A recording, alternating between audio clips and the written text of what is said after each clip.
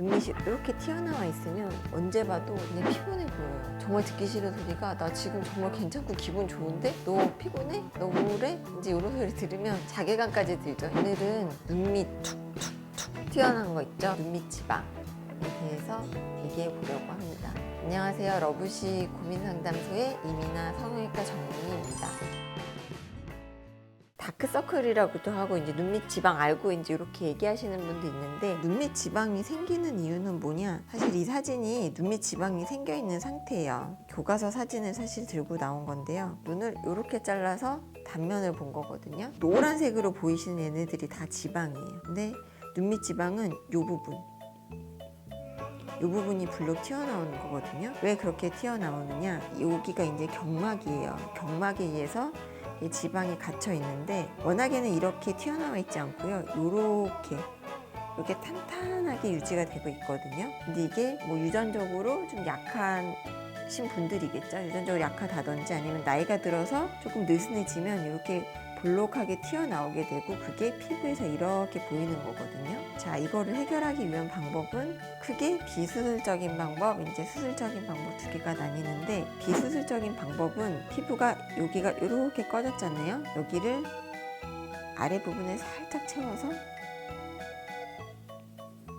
안 꺼지게 보이게 하는 방법. 이게 이제 필러나 지방 이식을 이용해서 하는 방법인데, 눈 밑에는 지방 이식을 할 수가 없어요. 피부가 너무 얇아서 지방은 알갱이가 정말 그대로 바깥에 보이거든요. 그래서 눈 밑에는 저는 지방 이식은 별로 권하고 싶지는 않아요. 그리고 이제 수술하는 방법은 크게 두 가지가 있는데, 원인에 따라서 조직은 탄탄해요. 근데 지방량이 너무 많아서 살짝의 볼록임만 있는 경우에는 눈 안쪽으로 이렇게 들어서 지방만 살짝 꺼내줘요. 그게 이제 지방 제거술이 되겠고, 두 번째, 지방량이 많은 것보다는 경막이 늘어진 게 문제인 경우에는 경막 자체를 완전히 타이트닝 시켜서 쪽 펴주는, 이렇게 하면 이제 피부가 쏙 들어가겠죠. 이렇게 하는 게 지방 재배치.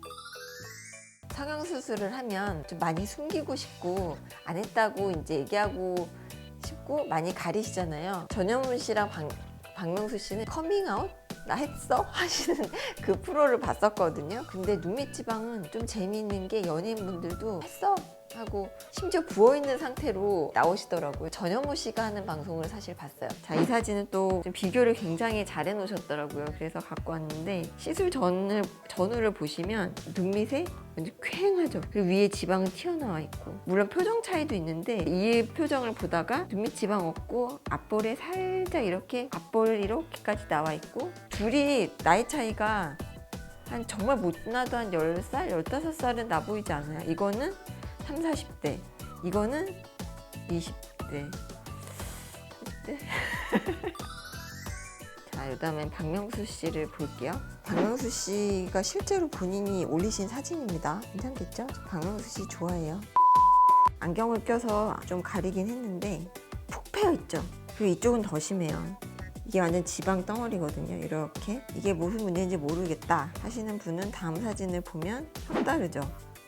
이게 눈밑 지방이 있고 없고가 이렇게 달라요. 몇 년? 10년? 20년? 완전 어려 보이죠. 그리고 더 예뻐 보이기 위한 수술이 있는데요. 이거는 사실 더 예뻐 보이기 위한 수술이라기보다는 나의 마이너스 요소를 없애는 수술이에요. 그래서 그냥 산뜻하고 깔끔해 보이고, 뭐 젊어 보이고 어려 보이고를 꼭 갖다 붙이지 않아도 굉장히 산뜻하고 짜증스럽고 우울하고 이런 이미지들이 싹 가라앉잖아요. 그런 의미에서 굉장히 좋은 수술인 것 같아요. 그래서 가장 먼저 필러로 할 수 있는 경우는 정말 살짝, 사진에 보일락말락하는 살짝 페임이 있을 때는 필러가 굉장히 괜찮아요. 왜냐하면 다운타임이라고 하죠. 하고 나서 시술 전후에 정말 아무 지장이 없어요. 그냥 와서 한 10분, 15분 걸리거든요. 하고 탁 나가셔도 그냥 예뻐요. 나 한지 아무도 몰라요. 사실 그러고 싶잖아요. 그럴 수 있는 게 필러. 사진을 보시면 여기 이렇게 꺼진 거 보이시나요? 제가 사진을 잘못 찍어서 조금 못 느껴지실 수도 있어요. 그러면 다음 사진을 보면 이게 밑에서 찍은 건데 말 안 해도 아시겠죠? 이렇게 패인 거 보이시나요? 이렇게 시술 후 사진을 보시면 정말 매끈하죠. 그리고 밑에서 보면 더 확실히 알 수가 있어요. 아무 자국이 없죠. 페임이 없죠. 수술을 너무 잘했네요. 이게 굉장히 마이너한 차이인데 굉장히 큰 인상 차이를 갖고 와요.